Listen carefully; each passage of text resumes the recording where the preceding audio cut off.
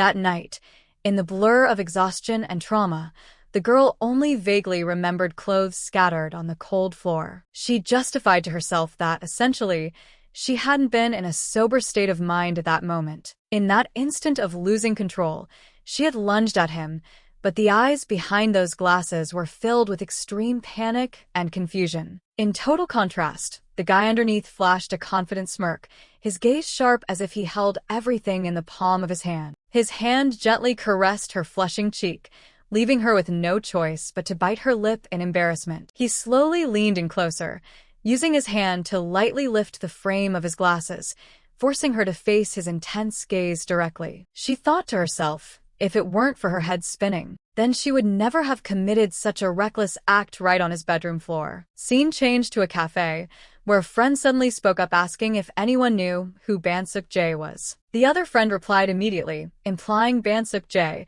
isn't that the notorious jerk who specializes in hunting girls who already have boyfriends? The friend continued, saying rumors have it he has destroyed every couple in the school he ever approached. Some even asserted it would be lucky if he only stopped at student couples, as they bet he even messes with married women. The girl telling the story looked shocked, asking her friend if she didn't know about that earth-shattering scandal. She revealed that the senior had long ago seduced a female teaching assistant in his own department. That TA called off her engagement because of him, but for Bansuk Jae, it was all just a fling with a disastrous end. And that wasn't even the worst part. She dropped a bombshell, saying the infamous Bansuk Jae now has a girlfriend. The whole group was skeptical, wondering if this was a serious relationship or if he was just playing with that poor girl, but they heard he even went public with this relationship. The group burst out laughing, thinking this official public disclosure was ridiculous and nothing more than a cheap TV drama. The blonde girl stirred her drink while saying that,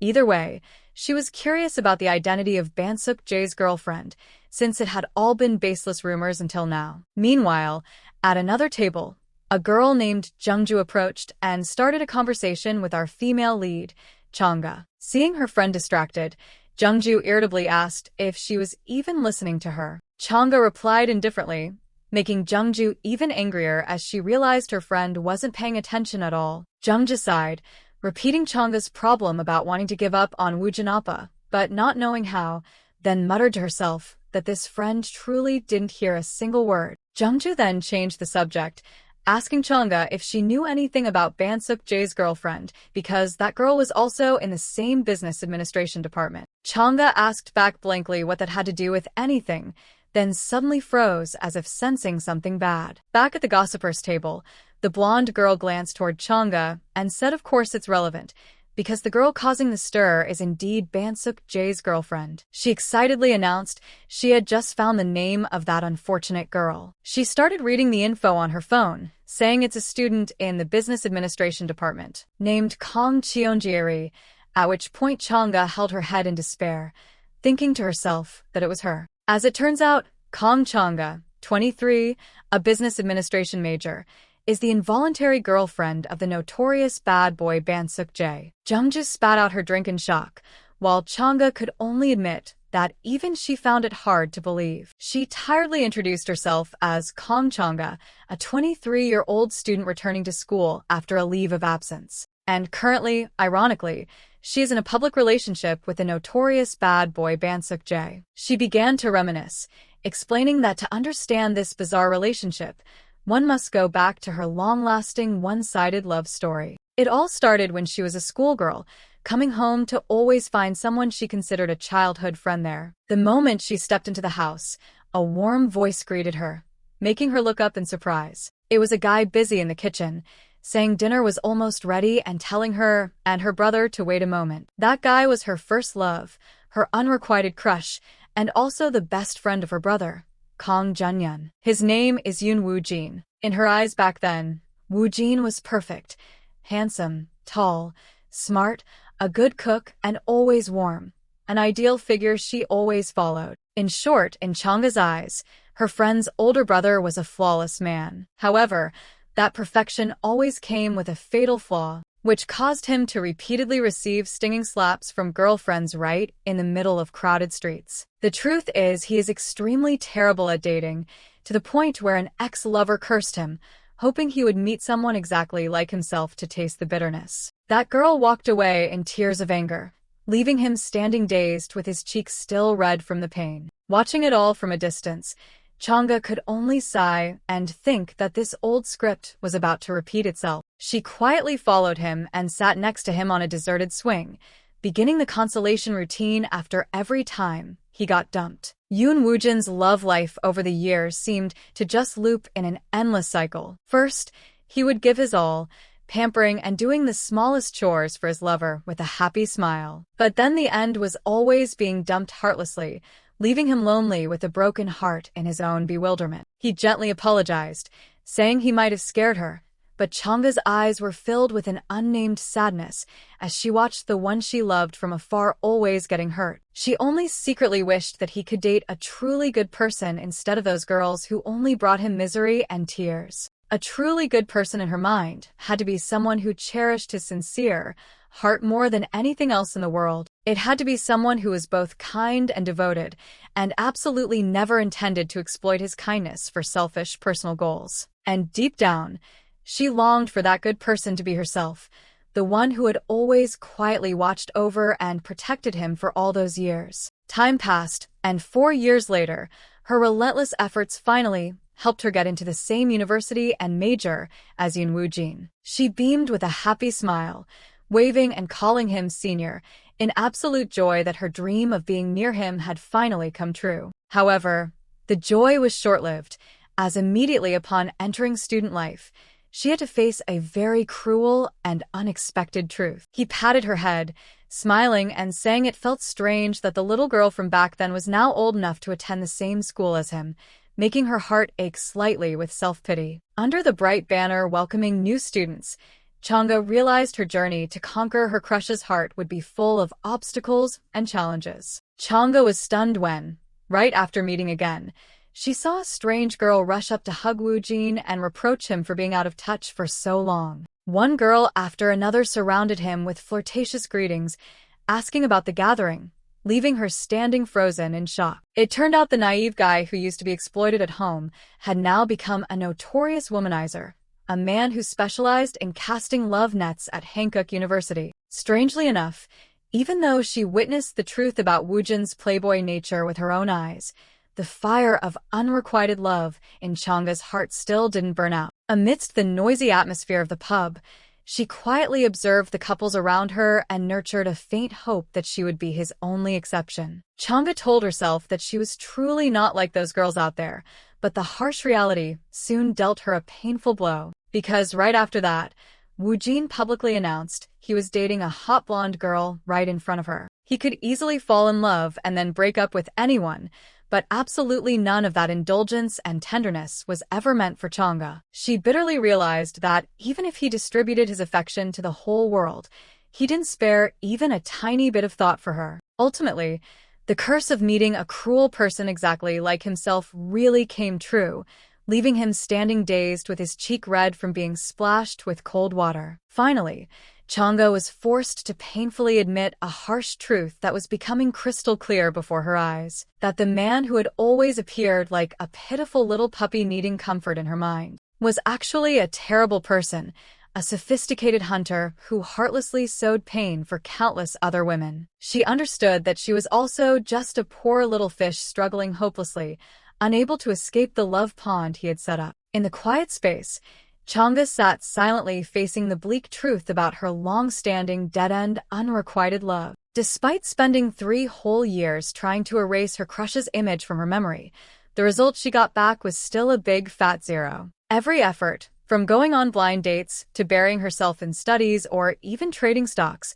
couldn't help her escape the obsession named Yoon Woojin. However, her gaze suddenly changed as she asserted to herself that today must definitely be a new turning point. As soon as Woojin's familiar silhouette appeared, Chang'e secretly resolved to use her final card, which was also her most reckless last resort. The crazy plan she had just mapped out officially began the moment he flashed a bright smile and waved at her as if nothing had happened. Chang'e determined to end the days of longing by confessing to Yoon Woojin, but her actual goal was to be rejected decisively. In the luxurious and quiet atmosphere of the restaurant, she had mentally prepared for a definitive end to her unrequited love. She told herself she had calculated carefully, especially knowing he had just broken up with his girlfriend, so now she just needed to say the words of love to receive his rejection. However, right at the climax, the phone rang insistently as if to break the tense atmosphere between them. Woojin's face suddenly changed color. He stared at the phone screen with a look of worry and confusion. He hesitated and apologized to Chang'e, mentioning he wanted to discuss something important, which made her start to feel that something was wrong. Her eyes narrowed with suspicion, and she asked directly if he was planning to get back together with that girl. Woojin didn't look her in the eye. He just gave a slight nod of confirmation, making all the words of confession she intended to say suddenly feel redundant. He hurriedly stood up and left, leaving her sitting alone at the table with her plan to end the relationship ruined before it even started. Chang'e lowered her head with a bitter smile, realizing painfully that even wanting to be dumped properly wasn't easy at all. In the middle of the bright bar, Chang'e tiredly told herself that her life had truly reached a complete dead end. She thought bitterly that even being rejected decisively had become an excessive luxury. But then she suddenly froze when she noticed the presence of the notorious bad boy Mistook across from her. Jay was having very intimate gestures with a strange woman who looked very successful. Looking at Jay's lonely back afterward, she was certain the rumors that he only liked married women were absolutely correct. She gave a self-deprecating smile, thinking that she herself wasn't in any better position to judge others. Suddenly, the bad boy turned his face, accidentally revealing a moment of vulnerability that left her in shock. Chang'e was stunned, wondering if his sharp eyes were actually overflowing with tears. A painful tear slowly rolled down his cheek, tearing through Jay's usual indifferent and rugged exterior. Behind the mask of a dating hunter, Jay was now just a defeated man quietly sinking into melancholy. Chang'e sat silently across from the bad boy Mistook, both immersed in a stifling and melancholy atmosphere. Jay's eyes suddenly blurred with rolling tears, leaving her shocked and blushing in confusion at this sudden vulnerability. She quickly turned her face away, her mind filled with questions about why he was looking at her with such painful eyes. Chang'e told herself to stay away from the trouble named Mistook, but immediately a strange hand unexpectedly landed on her shoulder along with a chilling declaration that they had found her. Her eyes widened in terror, and a premonition of an approaching drama storm made her body go completely rigid. Standing before her was Min Sujong,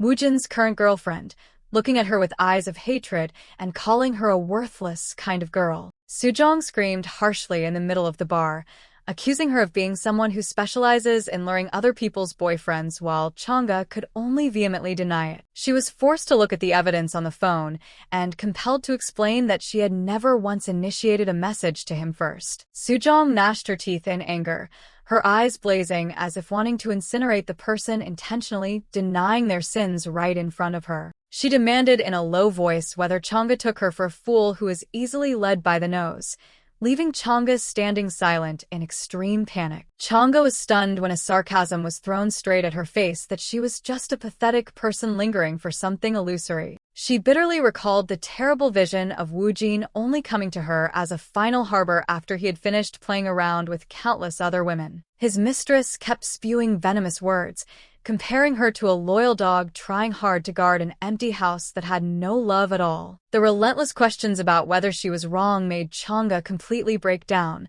her eyes wide in panic and a sense of guilt. Standing in the crowd, she felt a strange emptiness in her heart, as all efforts to give up on her long-term, unrequited love suddenly became meaningless. She bowed her head, thinking perhaps everyone was right, and all this suffering originated from her own blind infatuation. But just as she was about to give up, a tall, dark figure suddenly approached from behind with a suggestive remark about the strangeness of this situation. While those around her kept whispering and giving her pitiful looks for being abandoned, Mistook unexpectedly hugged her tightly, smirking defiantly at the other woman with a question of why she thought his girl would have feelings for her boyfriend. The bad boy's bold romantic trick silenced the entire bar, officially pulling Chang'e into a new drama whirlpool more intense than ever. Mistook loudly declared in front of the rival that his girl only had eyes for him, making Chang'e's face turn beet red with astonishment. He leaned close to her face provocatively, whispering to ask if that was true in a deep, enchanting tone. While Sejong and her friends stood frozen in rage, the bad boy still casually gave her a calculatingly affectionate look. In the dimly lit bar, the two of them suddenly became the center of an unexpected romantic play. Chang'e stammered, trying to find a way out of this ironic situation, but Jae pressed on even further, making it impossible for her to step back. She summoned all her courage to look directly at him, asserting that she clearly knew who his true self was. Jae smirked arrogantly, turning back to ask with a fake innocent attitude what she actually knew. When interrogated whether she had seen the entire moment he shed tears, Chang'e frantically waved her hands in total denial. Suddenly, his hand reached up to lightly touch her trembling face, making the young girl's heart feel like it wanted to jump out of her chest. Jae gently caressed her hair, his deep gaze seemingly wanting to swallow the mind of the poor girl who was gradually falling into a love trap. Bansuk Jae smirked slightly, an implicit smile carrying a hint of hidden sarcasm behind his usual reckless exterior. She choked up as she confessed to him that she truly felt pursuing love was such an arduous and exhausting journey. In response, Chang'e could only bow her head, her cheeks flushing bright red, reflecting extreme embarrassment under the other's piercing gaze. Jae silently swirled his glass, bitterly admitting he too was exhausted and wanted to let go of everything, but reality wasn't that easy. He decisively downed the glass of strong liquor, letting the hot alcohol burn away the cluttered thoughts surrounding his mind. The bad boy wondered to himself whether this honesty was led by the alcohol or because she was the only stranger he could open up to. Chang'e felt a surge of empathy, thinking that offloading her heart's burden to someone in the same situation turned out to be so natural. Long-suppressed emotions suddenly burst into tears, breaking the last bit of composure she tried so hard to maintain.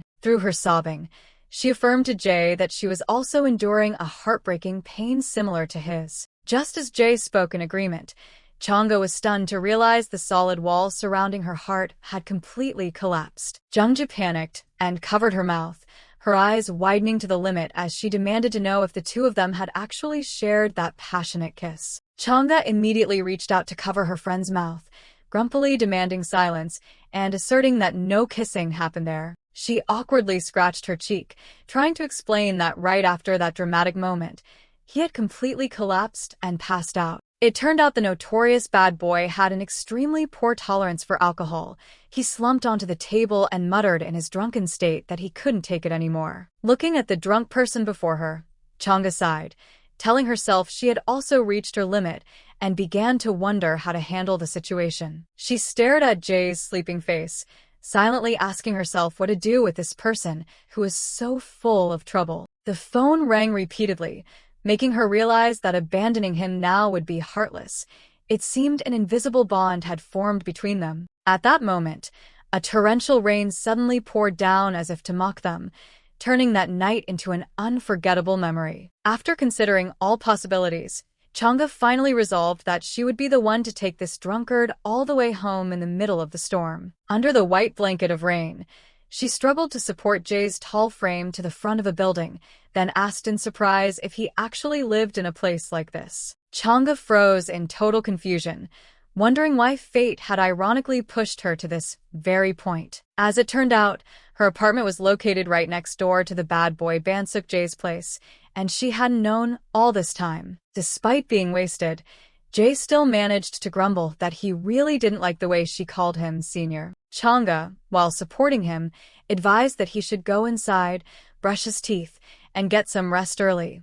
But the bad boy unexpectedly slumped his head onto her shoulder, like a needy child. She hesitated, wondering if she should just leave him at the door and make a quick getaway, when suddenly a figure rushed up from behind. The sophisticated woman from the bar appeared out of nowhere, aggressively grabbing Jae and screaming at him for daring to ignore her calls. Standing rooted to the spot, Chang'e wondered in shock why this woman, despite having broken up with him, still wanted to imprison him in her love pond forever. Jae decisively pushed her hand away, telling her in a low, harsh voice to get lost because he truly didn't want to see that face for another second. She remained stubborn, moving in close to caress Jae's face and mockingly saying that it seemed the previous insults still stung him. Watching the woman pull Jae into the room to talk, Chang'e could only stand there silently, realizing she had absolutely no right to intervene. Bansuk-jae looked at Chang'e deeply and admitted that finding a sincere love was a truly arduous task for him. The sound of the lock clicking rang out as the strange woman decisively dragged the drunken guy into the neighboring apartment, leaving Chang'e in disbelief. Unable to watch any longer, she rushed forward, grabbed the woman's arm, and spoke up with a hesitant call to stop that possessive act. The woman turned back with an annoyed look, demanding to know if she couldn't see she was busy, leaving Chang'e only able to mumble an apology as her mind was in total chaos. The woman suddenly changed her tone, thanking her for bringing Seokji all the way home and offering to call a taxi for her, but Chang'e suddenly realized something was very wrong. Meanwhile, the usually cold bad boy now appeared with a deeply melancholy face, standing silently next to that woman like a soulless shadow. Chang'e suddenly turned beet red and shouted a correction to everyone that she had actually brought him to her own apartment, not this one. That bold declaration, full of territorial claim, left the other woman so stunned she was completely speechless. Seizing the moment while the opponent was frozen, Chang'e decisively pulled Jae into her room and threw back a sarcastic goodbye, telling the woman to look after herself. The door slammed shut right in the face of the meddler, officially marking the start of a night full of variables between her and the bad boy next door. Min Sujong stood still in the hallway, her eyes showing a mysterious calculation as she silently observed the incident that had just occurred. The phone vibrated repeatedly, and she smirked triumphantly as if all the cards were being flipped exactly as she intended. She confirmed to the person on the other end that she had seen the target at Seokji's apartment, right within her control. When asked about Bansuk-jae's condition, the image of the bad boy looking utterly broken made viewers wonder if this was the start of a romantic blackmail scheme. Sujong hummed enigmatically.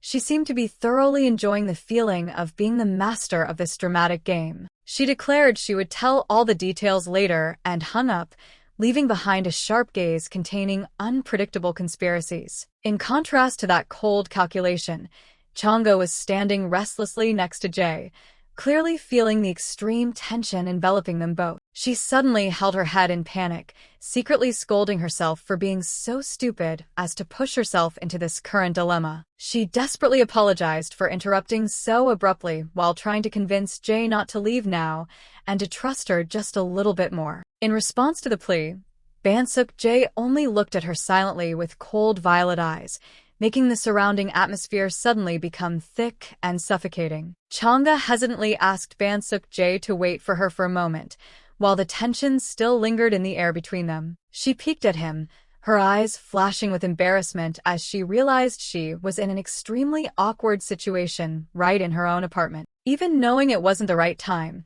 seeing his drenched state, she took a risk and asked if he wanted to change into dry clothes. Shortly after, Jae finished changing, leaving his old shirt scattered on the floor while Chang'e still hadn't recovered from her shock. The moment he stepped out in a simple white t-shirt, she was completely overwhelmed and secretly marveled at the power of a top-tier visual face. Chang'e told herself that even her old, stretched-out t-shirt looked suddenly stylish when worn by him. Seeing Jae wonder about the original owner of the clothes, she shyly confessed that it was actually her own pajamas. The bad boy's gaze suddenly became sharp, and he asked in a low voice if this was something left behind by a boyfriend. Chang'e frantically waved her hands in denial, hurriedly clarifying that it was her brother's clothes and there was absolutely no other man. Jae smirked with an implicit smile, softly concluding that it turned out she was still single after all. Chang'e wondered in shock why the bad boy suddenly asked such a strangely probing personal question. Looking at his warm smile and sparkling violet eyes,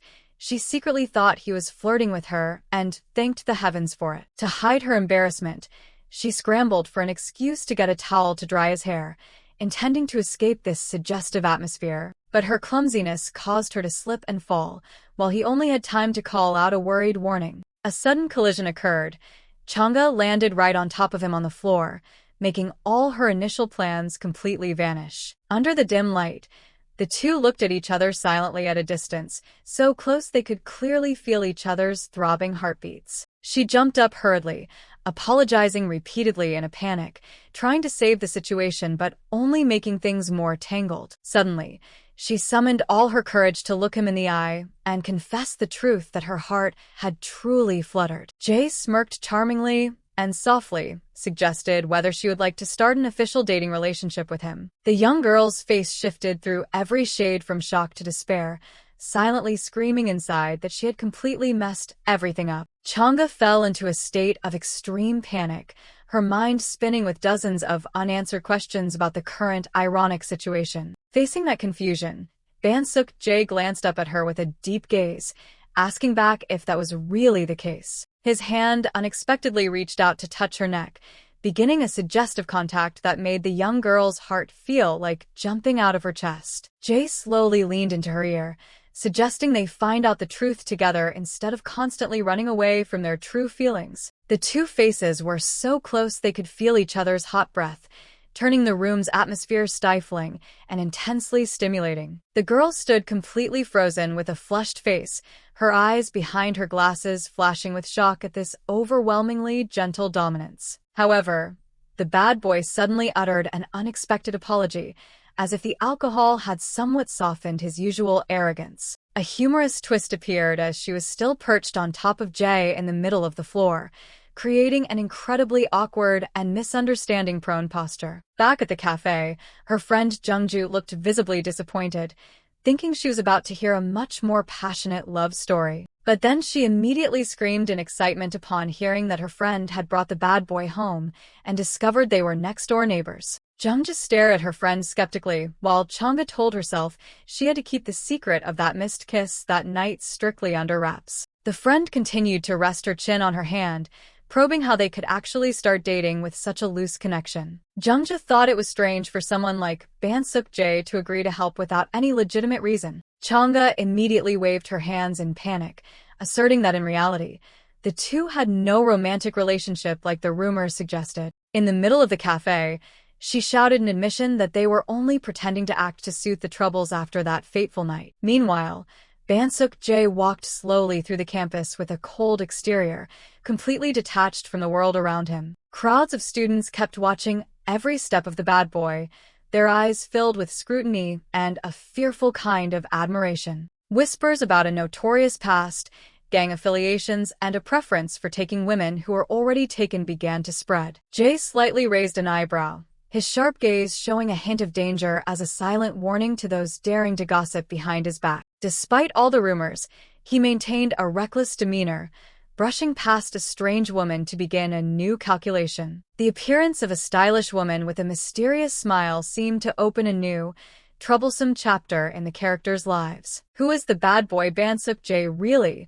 Or is everything we see just a perfect shell woven by the world? Amidst the baseless rumors spreading everywhere, the reality of the man lay beyond the imagination of the crowd out there. Ever since he was a little boy, Jae's striking looks had early on helped him become the center of attention wherever he went. However, in total contrast to his sparkling appearance, his popularity at school always hit rock bottom for a very quirky reason. It turned out that instead of playing with friends, this boy's intense passion was entirely devoted to things considered freakish. Jae often sat motionless for hours under a tree, fascinated by observing tiny creatures and silently marveling at how they maintained their natural lineage. His personal profile back then was filled with unconventional hobbies, from J-pop music to anime series he swore to keep secret to protect his pride. He was originally just a little fanboy, immersed in the world of aliens and science fiction, with absolutely no intention of making friends. Bansuk Jae grew up that way in his own happy little world until a giant obstacle suddenly appeared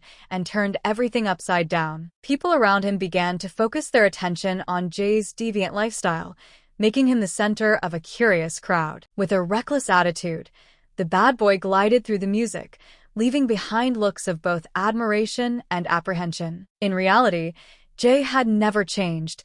It was only the way the world viewed his eccentricity that suddenly became enchanting. But it was this sudden shift that sowed the seeds of dark troubles, silently impacting his world negatively. The storm of public opinion hit in the worst way, making the usually calm Jae now show clear signs of resentment right in the hallway. In his private space, he silently read messages filled with sentiment, wondering if the other person realized their true feelings or was just playing innocent. Doubts about not being the ideal type constantly surrounded him, as he was always flanked by women who were far too radiant. Jae kindly messaged back words of encouragement, saying she was beautiful enough and should summon the courage to move forward, even though he only saw it as pure concern for a friend. Among a group of gossiping schoolgirls, one girl held out her phone to brag and probed whether he actually had intentions toward her. Malicious whispers began to spread. They called her a devious fox and heartlessly labeled her innate friendliness as flirtatious. Jae was confused when the crowd labeled him a playboy simply because he had bravely rejected a girl's confession. Right after that, he was criticized as a toxic psychological manipulator upon seeing that girl crying her eyes out in her friend's arms. The drama continued to escalate at a drinking table when Jae was heartlessly accused of stealing his best friend's lover, even though he was completely innocent. This unwanted fame turned his student life into a living hell with indecent invitations and inquiries. But the worst was yet to come when a mysterious silhouette suddenly hugged him tightly in a deserted hallway. The real turning point emerged when the notorious bad boy was actually a victim of frantic harassment, to the point where he could only run away to save himself. After a long period of military service, Jae returned to Hankook University with a fierce belief in a new, peaceful life. He covered his face with a mask and a beanie, secretly hoping that this time he wouldn't have to face the old troubles. However, the moment he set foot in the school gate, malicious whispers began to swirl about whether the senior had just been released from prison. Jae stood frozen, his face showing clear shock as he realized he had once again become the target of cruel rumors. The story of him being in prison was a complete fabrication, but the rumors of a crime of passion were slowly suffocating Bansuk Jae's life. He had to hide behind corners when stalkers appeared in groups, treating him like a piece of merchandise for their indecent gossip. Even in crowded places, Jae could not escape the harassment. As Sejong touched him provocatively under the table, he could only respond with a forced smile, trying to hide the growing panic in his mind. To the point of exhaustion, he secretly thought he should drop out of school to escape this terrible reality. Holding the withdrawal papers in his hand, Jae walked dazed, prepared to put an end to his student life. Suddenly, a car horn blared, cutting through his thoughts and making him look blankly at the car blocking his path. The woman in the car was Im Jizeon, his mother, coldly ordering her son to get into the vehicle immediately. At the bar, she downed drinks while hurling sharp criticisms, pushing Jae into a state of melancholy and total silence. The notorious bad boy in the eyes of the public was actually just a soft-hearted person on the verge of tears due to loneliness. Jae felt his mother was cruel because she didn't care at all about the true depression and pain he was enduring. Silent tears rolled down the face of the guy supposedly known for being reckless, revealing a broken soul behind the hunter's mask. Right at that moment of ultimate weakness, fate brought him to meet a girl named Kang Changa. Her appearance made many wonder out of curiosity what the notorious bad boy was planning next. From sudden possessive hugs to moments of intentionally showing his weak side, Jae seemed to be weaving a completely different kind of love net. These suggestive moments of leaning on her were not just a script for fake dating, but also held a shocking secret he couldn't yet reveal. Even when facing her so closely that his heart skipped a beat, every one of Jae's crazy actions revolved around the girl named Changa. However, the true nature of this play will only be revealed gradually, and the audience is asked to wait patiently for the next developments. The luxury car glided through the streets, carrying his cousin's interrogation about why he intended to drop out again. Ban Yuzhin looked at her younger cousin searchingly, probing for the real reason that made him suddenly change his mind about the withdrawal at the last minute. Bansuk Jae appeared flustered and insisted he would never reveal the truth, fearing his Nuna would tease him if she knew he had actually found someone he liked. The cousin suddenly lunged forward to hug him and kissed Jae on the cheek, jokingly asking if little Seokji had grown up enough to have his own secrets from his sister. The bad boy stood dazed with bright lipstick marks on his face, a feeling of indescribable confusion rising within him at this excessive intimacy. Meanwhile, Changa stood alone on the street, silently agreeing with her friend's warning and beginning to ponder the real reason Jae helped her. She came up with a series of hypotheses. Was it merely pity, a bit of empathy between lonely souls, or was there something else sinister? Suddenly, a terrifying thought flashed through her mind, making her wonder in horror if he viewed girls with secret crushes like her as targets to hunt. Immediately, she waved away those dark suspicions, blaming herself for having an uncharitable view of someone who had just helped her. Chang'e smiled slightly as she looked toward Jae, starting to believe that Seokji Sunbi was actually a very kind-hearted man. But all hope collapsed instantly when he vibrantly called her name with a face covered in red lipstick marks from the woman earlier. The passionate lipstick stains imprinted on Jae's flushing cheeks were like a solid confirmation, making Chang'e realize this bad boy seemingly hadn't changed his ways at all. Chang'e froze at the sight of Bansuk Jae covered in lipstick marks, while her mind incessantly replayed 3 essential things she had to remember about him. The first paradox: the bad boy with the killer smile was actually a genuine bookworm hiding under a notorious facade. Secondly, the man rumored to specialize in seducing taken women turned out to be harboring a secret, unrequited love for the very girls standing before him. And finally, that fool completely failed to realize his eccentric actions had accidentally caused a serious misunderstanding with the person he loved. The cousin standing next to him smirked sarcastically, intentionally bringing up how Jae had just been rejected by a woman to the point of crying his eyes out over the weekend. Witnessing that excessive intimacy, Chang'e felt her chest tighten and kept questioning the true relationship between Jae and that strange woman. Unable to bear the hurt any longer, she gripped her bag straps and decisively made a reckless decision to escape this ironic situation. She suddenly turned around and began to run as fast as she could, leaving the bad boy dazed and confused about what he had done wrong from behind the car. Chang'e used all her strength to dash through the streets, telling herself she must escape the mess named Bansuk Jae right this instant. The door of hope seemed to slam shut,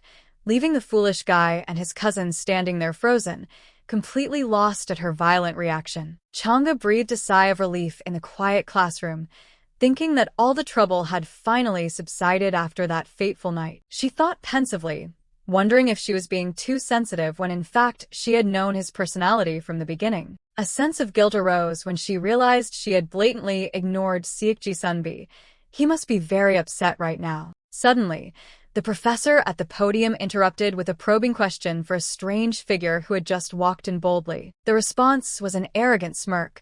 The young man greeted the professor with an incredibly calm demeanor. He loudly announced his name as Bansuk Jae, an industrial engineering student, openly declaring his identity before the astonished eyes of the students. With a beaming, calculating face, he casually used the excuse of wanting to audit the lecture just to be present in this room at all costs. The professor couldn't help but be confused as to why an engineering student was interested in human history and plant cultivation when the semester was halfway over. Chang'e, sitting below, felt like the whole world was collapsing.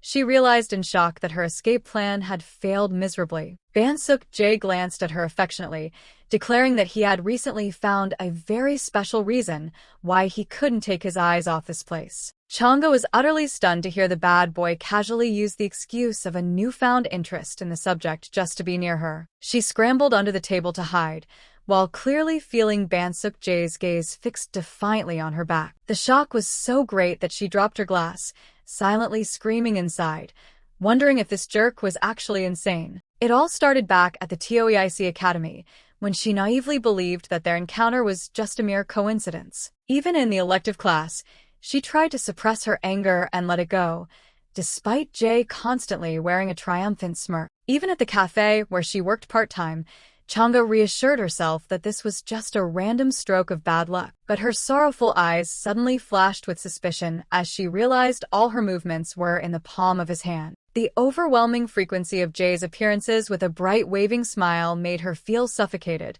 like she was about to explode on the spot. She searched her mind, teeth clenched, wondering why he followed her so persistently when their only link was that brief, fateful night. Chang'e broke into a cold sweat, horrified to realize she had officially become the next prey in the notorious bad boy's love net. In the middle of a noisy party, a drunken male student suddenly lunged forward, forcing Chang'e to raise a glass with him in a flirtatious tone. The dry clinking of glasses and the whispers behind her made the atmosphere chaotic.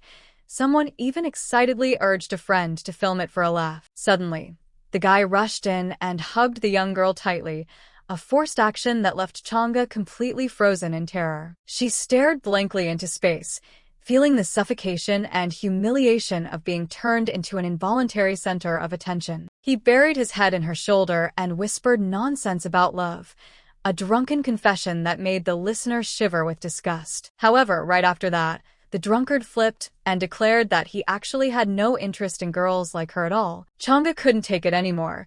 She decisively pushed the jerk's hand away and demanded in a low voice that he stay away from her immediately. The male student smirked with contempt, silently cursing her as an arrogant person for no reason at all. Amidst the tension, Mistook suddenly appeared to drag the troublemaker away, while awkwardly offering an apology to the girl on his behalf. Jae decisively signaled Chang'e to leave this messy place at once, ignoring the drunkard, who was still mumbling insults behind them. The young man flashed a scornful smile, mocking the high standards of the girl who was following someone who had never belonged to her. Chang'e trembled with rage, her eyes blazing as she looked directly at the jerk and asked what he meant by those insulting words. He stepped closer, growling at her not to play innocent because the rumor of her living with a strange man had already spread everywhere. The whole bar suddenly became stifling, dozens of eyes fixed on the small girl standing alone amidst the malicious whispers. Chang'e stood dazed,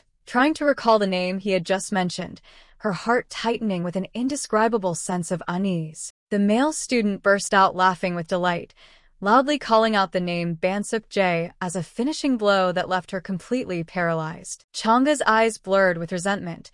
She bit her lip hard to stop the tears from flowing at this utter humiliation. Looking at his triumphant face, she told herself she absolutely must not collapse, because she understood the sinister intent behind that fabricated story. Amidst the spinning surroundings, Chang'e affirmed to herself that if she cried now, it meant she had lost and was indirectly admitting to all those filthy accusations. Her legs trembled, her mind completely stuck because she didn't know how to respond to protect her honor and his. The blonde young man stepped forward with murderous intent, intending to use bitter words to humiliate the small girl. He screamed in frustration and anger, feeling insulted in the middle of the crowded party. Suddenly, a splash of white beer poured straight onto the jerk's head, completely silencing the vulgar words coming out. In the middle of that mess, Mistook appeared grandly, with the arrogant demeanor of a man who always controls the game. He smirked slightly and offered a careless apology,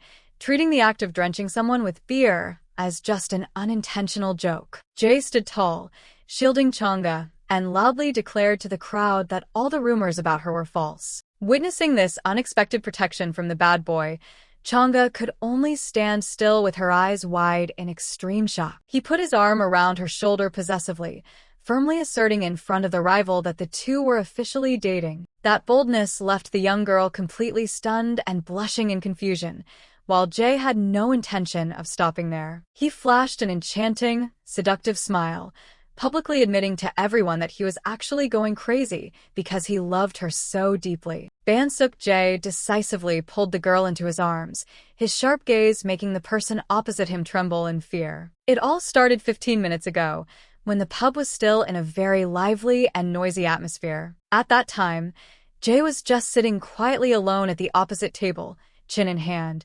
observing every move of the young girl with a suggestive smile. He secretly marveled to himself that she was really cool, having both a high alcohol tolerance and so many friends surrounding her. But the smile suddenly vanished. Jae gnashed his teeth in anger when he saw that jerk dare to touch his girl so casually. Unable to endure another second, he stood up with a surging murderous intent, his hands gripping the beer glass, as if wanting to crush it instantly. Jae loomed toward the crowd with a darkened face, radiating an intimidating pressure that made the surrounding air suddenly freeze. Each heavy footstep thudding on the floor signaled a shocking, unavoidable collision that was very close. To everyone's amazement, he decisively threw the beer straight into the face of the young man who was intentionally harassing the girl. Jae roared in fury with burning eyes, officially revealing the nature of a bad boy ready to risk his life to protect the one he loved. That male student was in extreme panic when Mistook splashed a glass of beer directly into his face in the middle of the party. He stood frozen in humiliation, while Jay's gaze exuded a chilling coldness. Few knew that this notorious bad boy was actually struggling with two very peculiar chronic psychological conditions. First, due to poor social skills, whenever he was flustered, his speech would suddenly become blunt and confusing. Standing before the chaotic situation, Jay could only wonder blankly if he was acting too aggressively. He thought to himself that perhaps he should start with a more sincere apology to save the situation. However, the second condition caused his face to contort into a savage, sinister smile the moment panic set in. The atmosphere suddenly became gloomy and awkward to the extreme, turning the encounter into a dark comedy. That night at the adjacent apartment, Chang'e tossed and turned restlessly as strange images of Jay kept reappearing in her mind. She sat up in the darkness with labored breath, horrified to realize her peaceful life had officially ended the moment she met him. Chang'e pulled at her hair in turmoil, truly unable to distinguish what the true nature of the man named Mistook Jay was. Was he a boy with a pure heart, the one who once let fall weak tears that made her heart stir? Or was he just a cunning old fox, someone who always knew how to stage ambiguous moments to lure her into a love trap? Sometimes, his eyes flashed with the violence of a reckless person, ready to crush anyone who dared to stand in his way. Or worse, he was originally just a philandering jerk, the one who always wore a triumphant smile with bright lipstick marks imprinted on his face. Sitting dazed in her room, Chang'e told herself that constantly circling around thoughts of him was meaningless and a waste of time. She stood up decisively, thinking she needed a cold beer to wash away the mess surrounding her mind in the middle of the night. Walking down the empty street with an ice cream in hand, Chang'e tried to find some peace after a long series of events. Suddenly, she stopped when she saw a strange girl struggling to enter a door code amidst rapid beeps signaling an error. The beautiful blonde woman frowned in annoyance, seemingly trying to break into a place where she didn't belong. The beautiful blonde woman stood waiting in the lobby, her eyes showing clear impatience as she repeatedly checked her phone screen. She gnashed her teeth in anger, her face darkening when she heard an announcement from the operator that the recipient was currently unreachable. An explosion of fury caused her to scream bitter curses, leaving Chang'e standing behind, only able to stare in horror. Chang'e thought in a panic why he wasn't picking up and what kind of weird game that bad boy was playing. Looking at the strange woman's livid appearance, she began to feel restless and wondered if she should find a way to avoid her right now. Suddenly the woman called out, making Chang'e jump. She drew back defensively with the ice cream still in her hand. However, contrary to her earlier ferocity, the woman coldly signaled for her to pass and told her to go in first. Chang'e hurriedly thanked her and ran away from the gunpowder-scented atmosphere under the other's supervision. Even though she was far away, she couldn't escape the obsession, her mind constantly questioning the woman's ambiguous relationship with Mistook Jay. She rushed into the building lobby without knowing that the woman's sharp gaze was still silently fixed on her back. The atmosphere in the elevator suddenly became thick, making Chang'e break into a cold sweat and tell herself this coincidence was bothering her more than ever. She reached out to hastily press the button for the third floor, trying to end this awkward journey as quickly as possible. Feeling the sharp gaze from behind, Chang'e only dared to glance sideways while the woman remained terrifyingly silent. The blonde girl didn't stop scrutinizing, secretly wondering why the other person kept staring at her and if her secret had been exposed. The woman narrowed her eyes at Chang'e, a fierce suspicion rising in her heart because she felt the face hidden behind those glasses looked very familiar. Chang'e bit her lip in worry, her mind now only filled with the image of that bad boy and the troubles he brought. The blonde began to evaluate every tiny movement, silently mocking when she saw that Chang'e didn't even bother to reach out and press the elevator button. As soon as the door opened, both stepped out in heavy silence, each chasing their own separate train of thought. She tried to reassure herself that this certainly wasn't true, that perhaps she was just a coincidental neighbor on the same floor. But then Chang'e stopped at a very logical hypothesis. If that guy really lived here, why didn't he know the door code?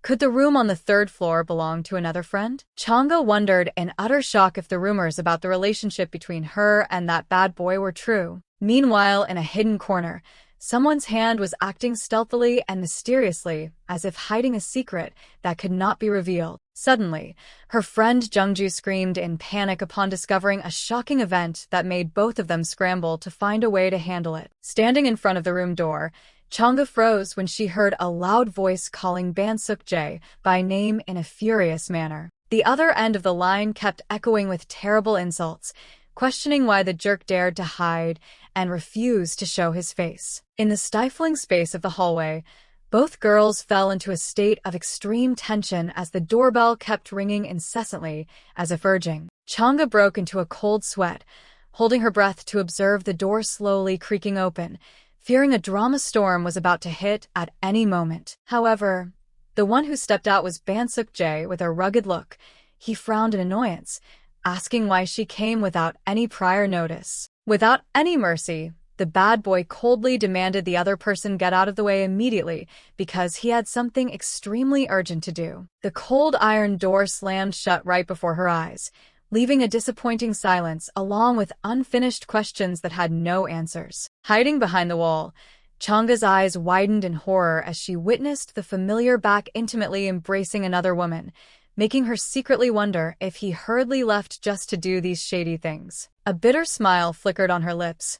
Every newly sparked expectation suddenly shattered as she bitterly admitted that it turned out that guy was just another hollow, mediocre person. The cold iron door slammed shut, officially extinguishing all illusions and leaving in her mind a single conclusion about this irredeemable piece of trash. The scene shifts to a bus slowly rolling down a busy street, carrying the heavy heart of the young girl. Changga sighs wearily, confirming in her mind that the senior Siekji is truly an extremely dangerous person. She lowers her eyes sadly, a lingering unease rising within her despite telling herself to stay away from him, because she bitterly realizes that she currently has few options to escape this mess. Changga stares blankly at her reflection in the window, calculating what would happen if she proposed ending their fake relationship, or bluntly demanded that he keep his distance from her. The image of the devil in the guise of a god, casually holding her weakness, flashes through her mind, making Changga shiver as she realizes that as long as he knows about her unrequited love,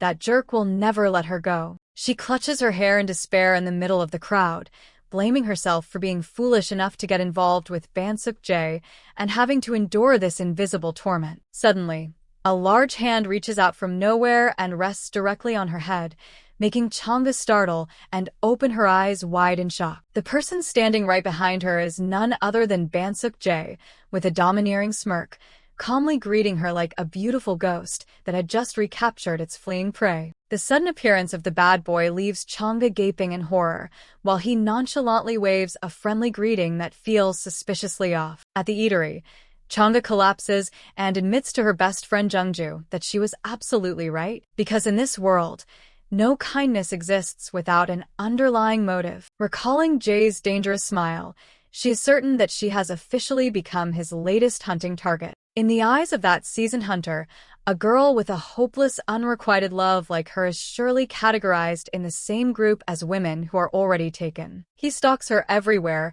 constantly finding excuses to invite her out for meals, drinks, or movies, making Changga exhaustedly admit that she has used up every possible excuse to refuse. She desperately pleads for Jungju's help, but her friend coldly replies that it is not hard at all, just tell him to stop. But Changga immediately protests in panic because the problem is that jerk has caught wind of her shocking secret about the person she likes. She is so scared that her hands are tightly interlaced because with just one slip of the tongue, he could use that very secret to manipulate and control her completely. Changga smiles slightly, reassuring herself that perhaps he wouldn't play dirty enough to use that secret to control her. Jungju takes a sip of water and begins to analyze that although Bansuk-jae has dozens of rumors about being a playboy, no one has ever said his relationships were complicated. The best friend looks straight into Changga's eyes, firmly believing that if she acts serious about backing out, the bad boy will know to stop. Jungju slowly finishes her glass of water, not forgetting to add that he will probably still try to flirt whenever he gets a chance. Hearing that, Changga feels as if a burden has been lifted.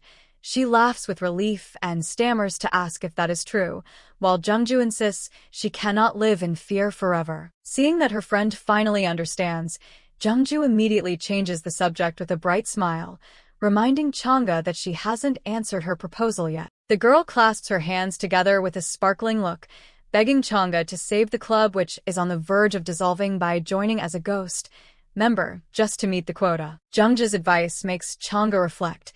She thinks to herself that Mistook has no shortage of women, so he has no reason to cling to her. As long as she is a bit clever, everything will be fine. Ignoring her friend's contemplation, Jungju continues her begging with twinkling eyes, repeatedly asking right, to get a nod from Chang'e. Finally, Chang'e decisively declares she will do as Jungju said, making her friend visibly overjoyed to see her determined to take action. Jungju thanks her profusely, but Chang'e doesn't seem to notice. Her eyes are glued to her phone screen with an extremely serious expression. Taking advantage of the momentum, Jungju continues to entice her, suggesting she should join the club activities for fun, but Chang'e remains focused on typing. While Jungju is enthusiastically advertising the large club room and friendly seniors, Chang'e suddenly looks up and coldly announces that she has sent it. The best friend blinks in confusion, not understanding what is happening, and stammers to ask what she just sent. Chang'e decisively holds up her phone, her eyes determined as she declares she just sent a message to Seokji Sunbi. The chat content appears. Chang'e asks where he is and receives a blunt reply from Jae saying he is at home, followed by a suspicious counter-question. Without any hesitation, Chang'e immediately texts back, asking if they can meet for a moment, because she has something to say. Shortly after, at a deserted park, Chang'e sees the familiar back of Mistook waiting on a bench from afar. As soon as he spots her, he flashes a radiant smile and calls out Chang'e's name loudly, his face flushed from alcohol. Just as Jae asks if she had to wait long, he suddenly slumps his head onto the bench, leaving Chang'e standing stunned as she realizes this bad boy is so drunk he doesn't know what is what anymore. However, the drunk guy suddenly snaps his head up, his purple eyes sparkling as he gives a radiant smile, saying he is very happy that she asked him out. Chang'e hesitantly sits down beside him, struggling to say that the reason she asked him to meet was to talk about us. She closes her eyes tightly, her hands clenched as if to gather all her courage for the words about to come out of her mouth. In complete contrast to her tension, Mistook looks at her with eyes so clear and strangely sincere that Chang'e suddenly feels incredibly guilty about having to end everything. She shakes her head vigorously to brush away the feeling of weakness, while Jae just looks at her in confusion, not understanding what is happening. Chang'e takes a deep breath, telling herself she can't avoid it anymore. She must say what needs to be said. Unexpectedly, Jae's eyes, dreamy from the alcohol, suddenly become sharp and cold. He waits in silence for her final verdict. Chang'e begins to explain that after thinking carefully over the past few days, she feels they are attracting too much unnecessary attention from everyone. She says regretfully that she feels terrible for accidentally dragging him into trouble just because of herself. So, after a moment of hesitation, she looks down and makes her final proposal, that from now on, they should just tell everyone they have broken up. As soon as the words leave her lips, Chang'e breaks into a cold sweat, holding her breath to catch even the slightest change in his expression. The silence becomes terrifyingly heavy. Jae only hangs his head, making her panic and inwardly curse, wondering if Jungju had made a catastrophic miscalculation. Her fear reaches its peak as she imagines him losing his temper or using her secret as leverage, but right then, a hot tear unexpectedly rolls down his cheek. Chang'e freezes for a few seconds, her eyes wide with utter disbelief at what she is witnessing. She stammers his name as she watches the tears fall one after another onto the cold ground right in front of her. And in that very moment, Chang'e shockingly realizes a world-shaking truth, that the most powerful weapon this man possesses isn't his talent for intimidation, his sweet-talking flattery, or his deadly charm. It is, in fact, his tears. She is completely flustered, her mind racing with questions about why he is crying. Is it because of wounded pride, or does he actually think they are really dating? Chang'e struggles internally, wondering if she should just ask him directly for the reason behind those tears. But seeing that handsome face in such agony, with tears streaming down relentlessly, her heart suddenly aches in an inexplicable way. All the logic and iron determination she had painstakingly built vanish like smoke in an instant. In a moment of lost control, Chang'e suddenly lunges forward, wrapping her arms around the bad boy who is sobbing like an abandoned child. Jay lifts his tear-filled purple eyes to look at her, his face a mix of pure shock and an indescribable sorrow. She clumsily comforts him, hurriedly explaining that he shouldn't misunderstand. She didn't make this decision because she dislikes him, but simply because she felt guilty for dragging him into trouble for no reason. But before she can finish her explanation, the bad boy stops crying and immediately buries his head in her shoulder with a flushed, deeply satisfied look. Chang'e stands petrified, her brain completely freezing as she realizes the situation has derailed from everything she planned. Before she can even process it, Jay suddenly grabs her shoulders firmly, his eyes shining dangerously, signaling an even crazier move is about to happen. With a radiant smile still tinged with tears, the bad boy suddenly shouts, proposing that she should really date him for real. Chang'e is so shocked her soul feels like it's leaving her body. She stammers back as if she can't believe her own ears. Jay holds her shoulders tight, his eyes both frantic and sincere as he explains that once they are actually dating, they will no longer be unrelated people. He smirks with total confidence, asserting that he can easily handle these silly rumors for his actual girlfriend. Furthermore, he gently reassures her that by doing so, Chang'e will no longer have to feel guilty toward him. Jay leans his face close to hers, whispering with a contented smile that this is the perfect plan. Facing Jay's excessive self-confidence, Chang'e can only stare blankly, completely unable to grasp this crazy guy's logic. She blushes deeply, trying to argue back that dating is something that must come from the feelings of both people. Her eyes flash with determination as she emphasizes that is the only right way. Hearing this, Mistook Jay just listens in silence, but the scheming smirk on his lips signals an even more fearsome plot being calculated in his head. He smirks charmingly, launching a fatal attack by reminding her that he had already told her he likes her. The abrupt confession leaves Chang'e speechless, her gaze turning sharp and full of suspicion at the bad boy's words. Jay gives her no chance to think. He leans in close to her face, his purple eyes locking onto her mind as he emphasizes that he truly wants to be with her. Overwhelmed by the relentless pressure, Chang'e can only stammer his name unconsciously. However, she quickly regains her senses, decisively bowing and coldly declaring that no means no. The blunt rejection turns the bad boy into stone instantly. He sits motionless as a gloomy aura surrounds him, making Chang'e panic despite herself. She inwardly cheers with joy, praising herself for not falling for his tired old tricks. But her joy is short-lived.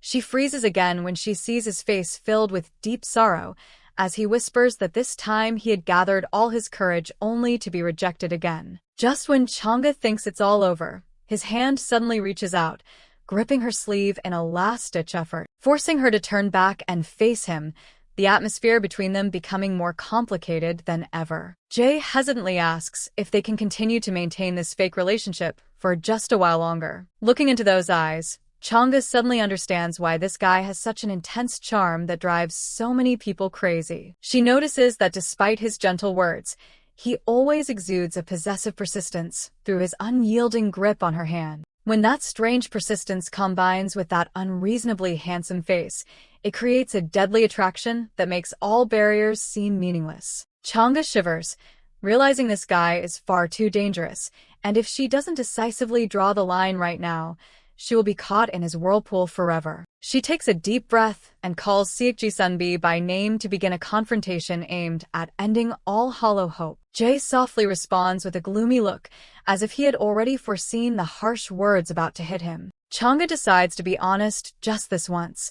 She looks straight at him and says she truly doesn't understand why he would even want to date her. The bad boy's face suddenly goes blank, his purple eyes showing clear shock at the direct question hitting his psyche. In the quiet park, she asserts that she doesn't understand why he says he likes her or why he keeps helping her, as there isn't even the slightest reason for any of it. Chang'e confesses that she is truly feeling extremely confused by his strange actions and proposal right now. In the silence under the streetlights, she only dares to glance at Jay's still back while her heart pounds incessantly with fear. Looking at his face, which remains bowed without a word.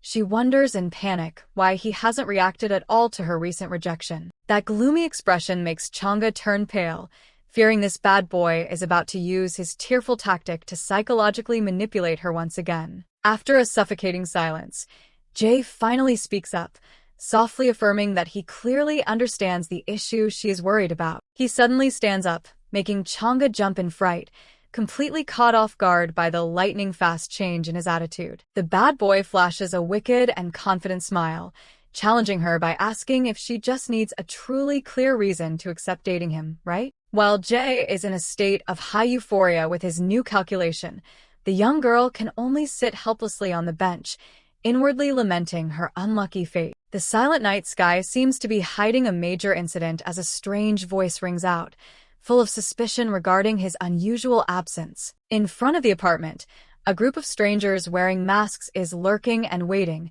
secretly guessing that perhaps their Seokji is busy dating some girl. Bansuk Jae's stalkers are lurking in front of the apartment, mocking the assumption that if he is busy dating, he won't bother coming back tonight. Mid-chatter, a mysterious blonde woman suddenly stops, her lips tightening as she hears the irritating word girlfriend. The girls scramble to confirm the information, unable to believe the bad boy who specialized in hunting other people's lovers is now actually taken. A girl in the group quickly informs the leader that ever since he got a girlfriend, Jae has been walking around with a cocky attitude as if he owns the place. Facing the harsh truth, the woman still tries to maintain her haughty air, declaring that she is simply too busy to bother with such trashy rumors. However, the malicious smirk that appears immediately afterward betrays her far from simple intentions. Standing under the silent night sky, she secretly resolves that she needs to have a serious talk with the bad boy to end everything. The scene shifts to a sun-drenched coffee shop where the urban noise seems pushed back behind the glass doors. Chang'e sits dazed at a table full of sweets, her gaze distant as she looks out at the streets with a nameless, lingering sadness, only for the image of Bansuk Jae to occupy her mind once again, making her realize it has been a long time since she last saw that dangerous hunter. Chang'e sits alone in the coffee shop, breathing a sigh of relief as if she just shed a 1,000-pound burden after days of being stalked by the bad boy. However, deep within those pale purple eyes, a hint of concern remains. She secretly thinks that things haven't truly settled as they appear. Just then, her best friend Jungju appears and begins her endless promotional song, firmly asserting that no club is as wonderful as hers. The girl doesn't hesitate to put on a dramatically tearful face, pleading with Chang'e to have a change of heart and save the group on the brink of dissolution. Seeing her friend overacting, Chang'e can only give a bitter laugh and tell Jungju to immediately stop this staged marketing performance. As soon as the registration form is pushed in front of her, she decisively puts her hand on the table and declares bluntly that there is absolutely no way she will join. Chang'e laughs brightly, leisurely explaining that being entangled with Bansuk Jae taught her a lifelong lesson she never wants to repeat, which is to avoid at all costs anything that looks like it will bring trouble to her peaceful life. Jungju is bewildered, not understanding what profound philosophy her friend is mumbling about, while Chang'e only smiles mysteriously, calling it a painful life lesson. Suddenly, a strange hand is placed firmly on her shoulder, making Chang'e jump in fright.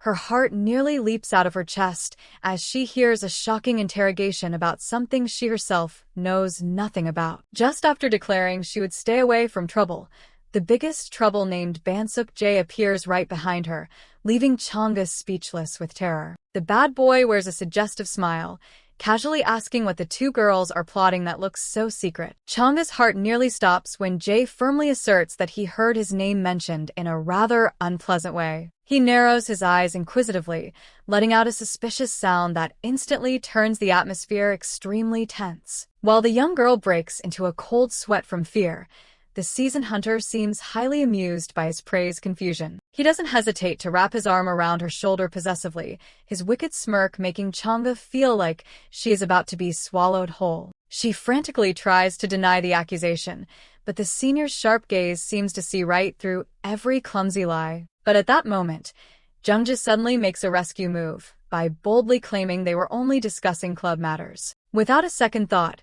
Chang'e hurriedly nods like a machine to confirm it, accidentally pushing herself into a new commitment full of variables. Jae mumbles about joining the club with a calculating look, signaling that the next dramatic chapter is about to begin. Jae casually nods in approval, suggesting that joining clubs is actually a great way to enjoy one's time. Jungju doesn't miss the chance, quickly introducing herself as Lim Jungju, Changa's best friend and a senior in the political science department. Responding with a sophisticated demeanor, the bad boy also introduces himself as Ban Seokji, an industrial engineering student. Jungju smiles suggestively, glancing at their attitudes and boldly asserting that she is certain Jae is her friend's boyfriend. Those words hit the mark, making Jae crazy with joy.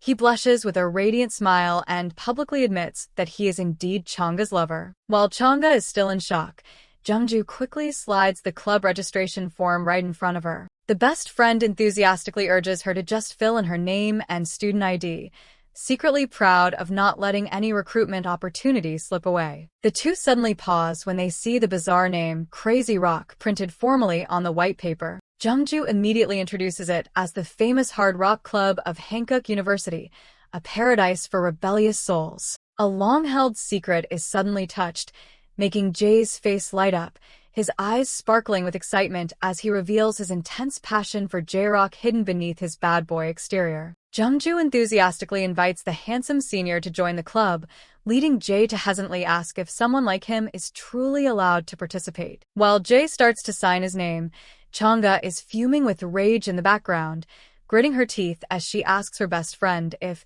she has a death wish. Despite the threat, Jungju remains radiantly cheerful, hurriedly packing her things before quickly slipping away to leave some private space for the fake couple. The atmosphere in the shop suddenly becomes suffocatingly awkward with only Changa and the bad boy left with his unpredictable schemes. To break the terrifying silence, Changa stammers a suggestion that they should both head home right now to avoid any further unnecessary trouble. However, Jae abruptly drops a blunt refusal, sending the young girl back into a state of extreme confusion once again. Before Changa's bewildered eyes, the bad boy gives a triumphant smirk as if everything is playing out exactly according to the script he painstakingly prepared. Jae suddenly looks deep into her eyes and whispers, "Didn't you say you wanted to see it?" And now he will show her his heart clearly. The scene shifts to a close-up of a computer screen displaying colorful and incredibly vibrant images of flowers. It turns out the heart of the bad boy is a cheesy PowerPoint presentation detailing 6 reasons why he cannot stop loving the girl named Changa. The bad boy Bansuk Jae smiles slightly and places his hand on his chest, seemingly wanting to prove to Changa what truly lies deep within his heart. At the sun-drenched cafe, the two sit opposite each other in high tension as the computer suddenly becomes the centerpiece of a silent confrontation. The young girl starts to touch the keyboard to check it, completely unaware that a shocking incident is silently approaching. The computer screen suddenly goes pitch black, leaving Changa frozen while the hunter beside her continues to watch her every move. Seeing his prey in a panic, Jae hurriedly leans forward and firmly asserts that he'll fix the device immediately. However, disaster strikes when a cup of coffee spills over,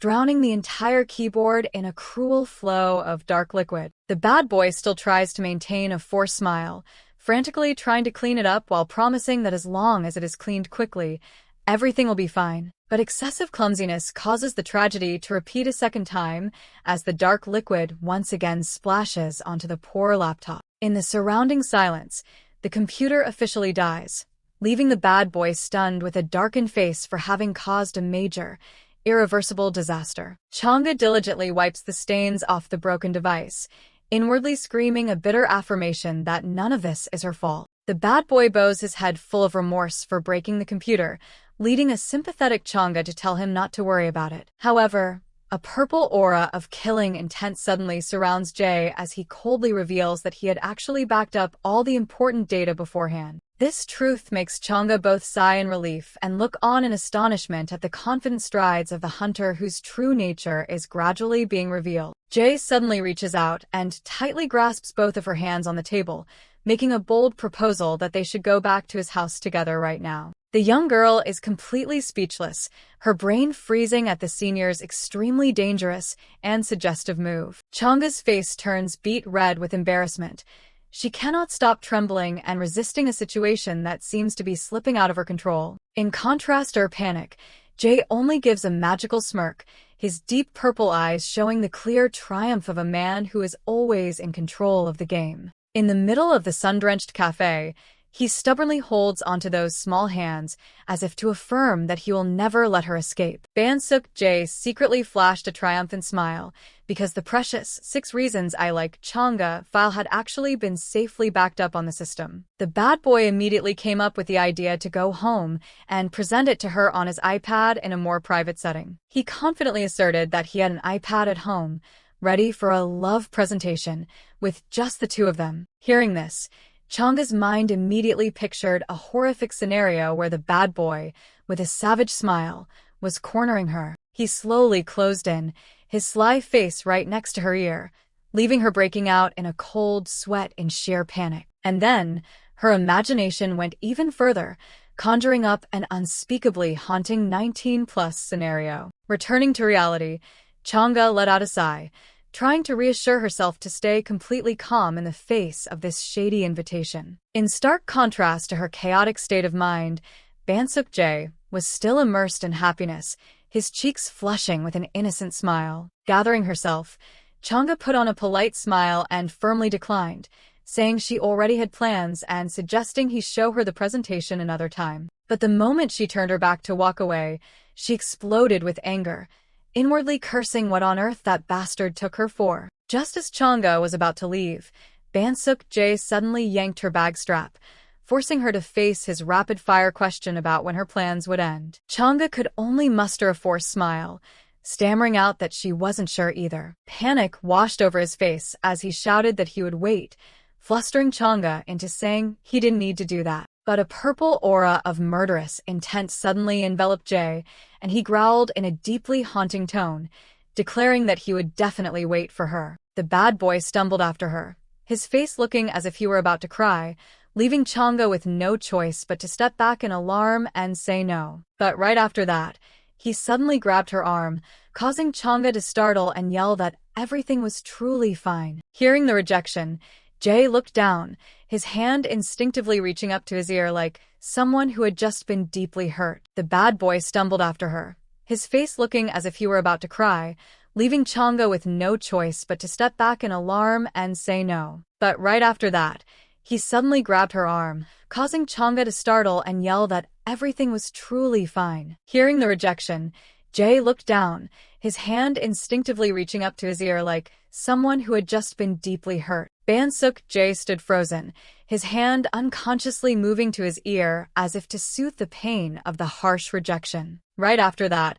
a shocking rumor quickly spread across the university campus. A group of female students were whispering about Bansuk Jay, saying he had just been caught cheating by his girlfriend and received a thunderous slap. They clicked their tongues, saying, "A leopard can't change its spots," while admiring the girlfriend for daring to make a move, since normal people wouldn't even dare to date Jay. One of them curiously asked if the two had finally broken up or not. Just then, a friend of Changga happened to walk by and overheard the entire story with a look of astonishment. Afterwards, this friend sought out Changga and told her that was the exact rumor spreading everywhere. The friend looked straight at Changga and inquired what the truth behind that story really was. The friend continued to press, saying it wasn't because of cheating, right? Changga immediately turned away, breaking out in a sweat, and stammered an admission that maybe she really did slap him. Upon hearing this, the friend immediately rushed over with a horrified expression, screaming to know what happened and demanding that Changga tell her everything. Changga let out a sigh and began to recount her complicated story. After listening, the friend expressed surprise that Changga had escaped the situation in one piece because the rumors about Sukjae were no joke. Changga peeked through the gaps between her fingers, sighing heavily, and wondered if this situation could even be called surviving. Her friend anxiously asked if there was anything else, but Changga only replied vaguely that not really. Changga explained that his attitude had completely changed since that day, or to be more precise, the figure of Bansuk Jae, who used to linger around her in class, suddenly vanished as if he had never existed. The figure of him, who used to follow her all the way to the TOEIC center, also abruptly disappeared. Even at the cafe, where she worked part-time, the familiar figure of the bad boy vanished into thin air. Chang'e concluded with a melancholy look that since that day,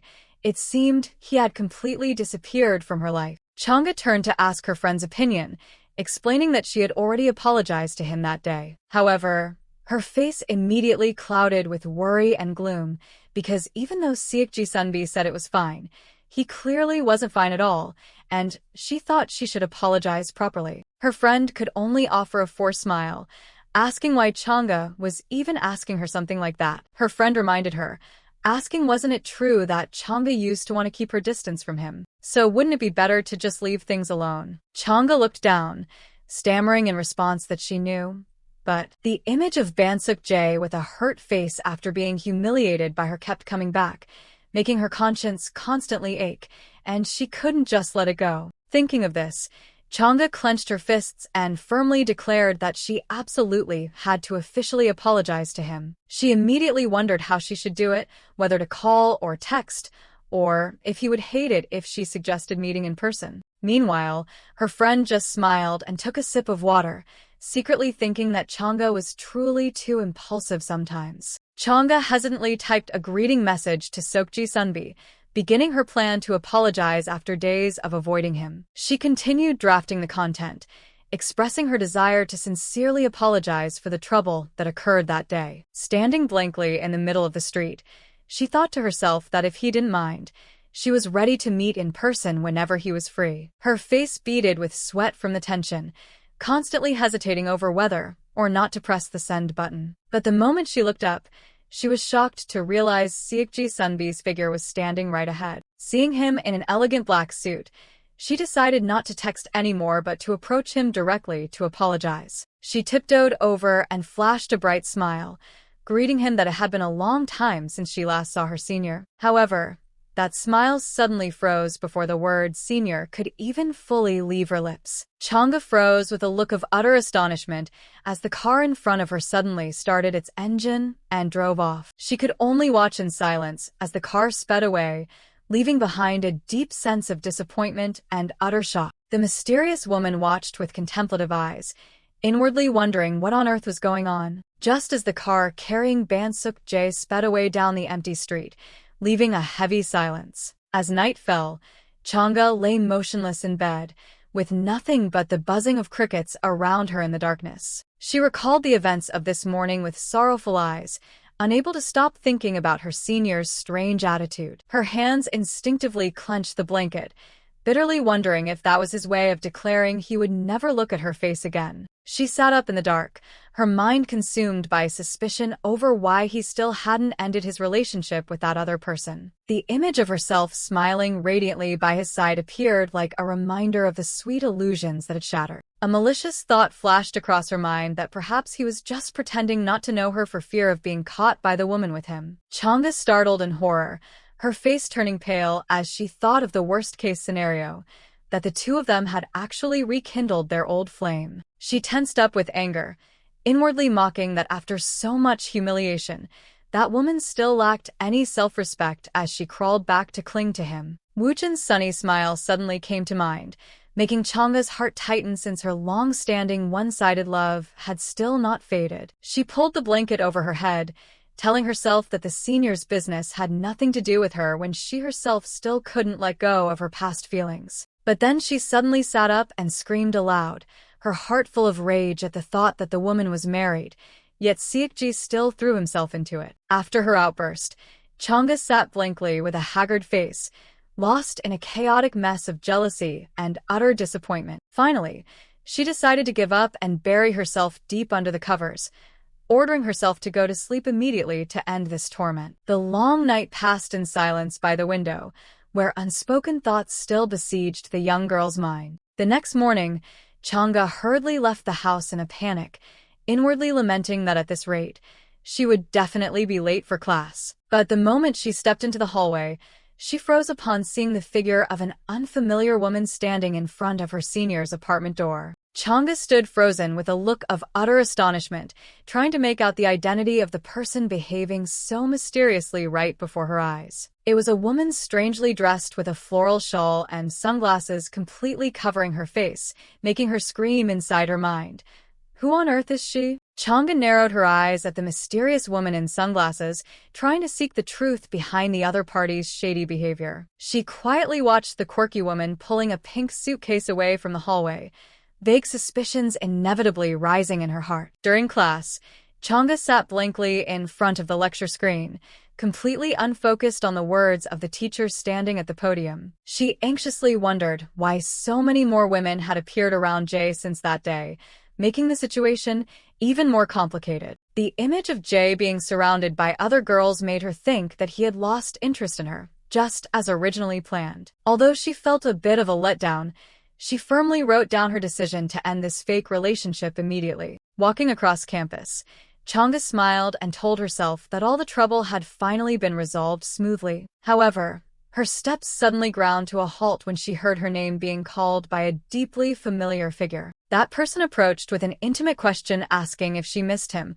causing her mind to instantly plunge into chaos. Chang'e's face immediately contorted in horror, and she was completely struck dumb by the sudden appearance of an unexpected character. Mistook suddenly rushed forward and hugged Chang'e tightly from behind, his face flushing with happiness as he confessed that he had missed her so much. Chang'e was completely stunned by this over-the-top action, her mind endlessly screaming to know what on earth was wrong with this bastard. The surrounding students began to whisper and gossip about whether she had actually forgiven a cheater like him, making the atmosphere incredibly suffocating. Standing in the middle of Jay's rosy world, Chang'e resolved that this situation could not continue, and she had to personally end this fake relationship. The university setting appeared peaceful, setting the stage for a dramatic dialogue to clear up the misunderstandings that had piled up for so long. Stopping in front of Chang'e, the bad boy spoke with anticipation, asking if there was something she wanted to say to him. Jay's gaze suddenly grew deep.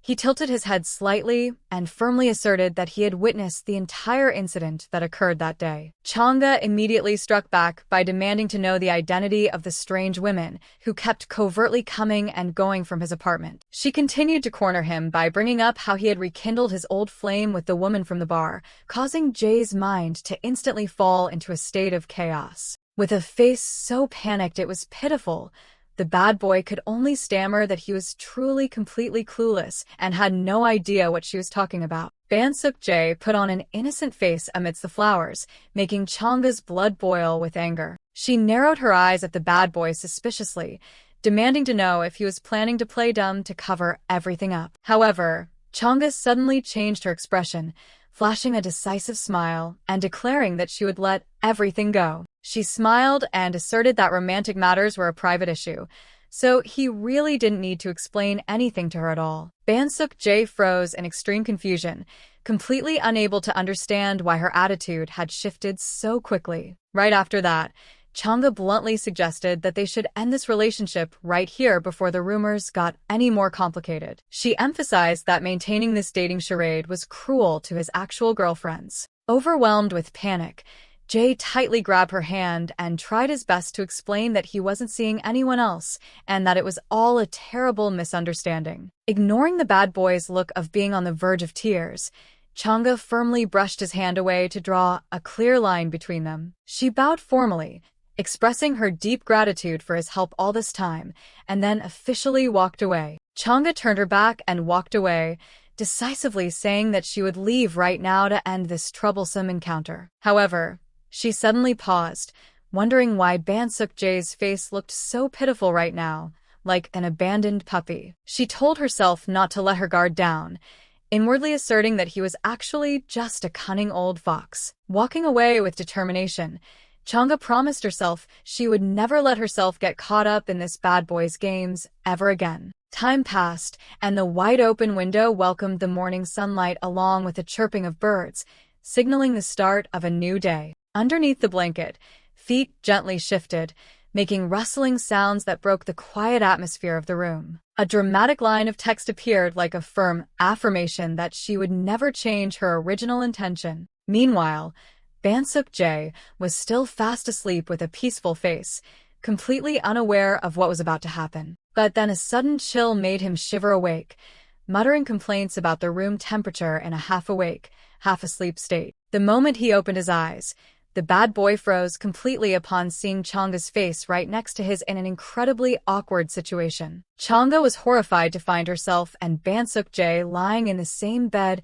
in an extremely sensitive position. She bolted upright with a haunted, haggard face, inwardly terrified as she thought about what had happened the night before. In the quiet room, she could only scream in despair that everything had gone up in smoke. Standing under the quiet night sky, Changa told herself that she didn't regret her recent decision, but she still couldn't help but feel stunned. Her hands gripped the trash bag tightly, silently admitting that Seokji's agonized expression at the last minute had almost melted her heart and shaken her resolve. Meanwhile, her best friend Jungju made a bitter remark that Changa truly had terrible judgment in people. Changa pouted, putting on a pitiful face, and weakly protested that those judgments were a bit too harsh for her current situation. Jungju didn't hold back and immediately fired back, reminding her of the string of miserable failures from the blind dates she had painstakingly arranged herself. Faced with the barrage of questions, Changa's mind drifted into a blank void as she tried to recall the faces of the men who had passed through her life. Jungju continued to suggest that among them,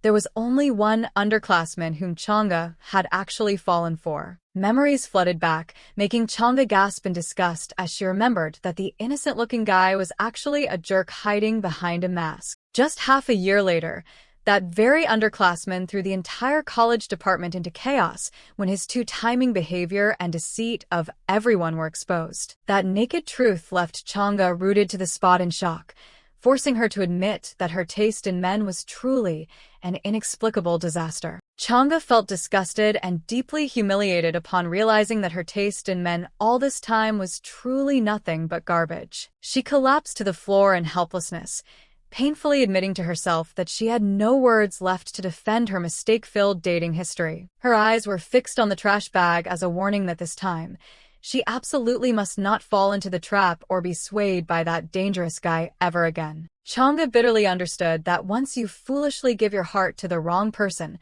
trying to get it back becomes extremely difficult. She tightly gripped the opening of the trash bag, telling herself that if her older brother Woojin was just a small trial, then Ban Seokji was a whole different level of trouble. With a determined mindset, she silently walked quickly toward her room door to escape the thoughts surrounding her mind. But just as she turned the corner of the hallway, Changa froze upon seeing Seokji's lonely figure sitting with his knees hugged to his chest, waiting for her right by the door. She couldn't help but be astonished to come across this bizarre situation and asked why the senior had appeared here in such a pathetic state. Seokji raised his flushed face with tearful eyes to look at her, softly calling Changa's name in a choked voice with an incredibly hurt expression. Standing in the middle of the quiet hallway, the fateful confrontation between the girl trying to draw a clear line and the guy drowning in melancholy seemed to have just truly begun. Changa stood in shock, asking why Seokji was here instead of going home,